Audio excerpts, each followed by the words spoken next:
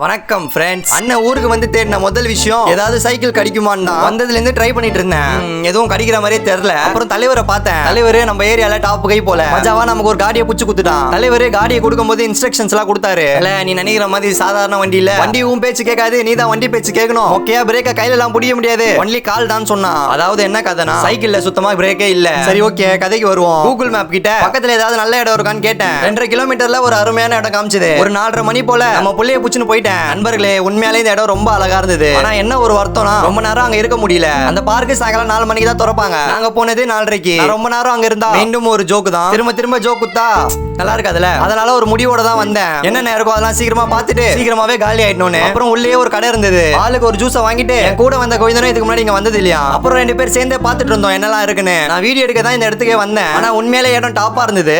அடுத்த வாட்டிலாம் வீட்லயே போனை வச்சுட்டு தனியா கிளம்பி வந்துட போறேன். ஃபர்ஸ்ட் எல்லாம் தனியா போனாலே எங்கன்னா ஒரு மாதிரி தான் இருக்கும்.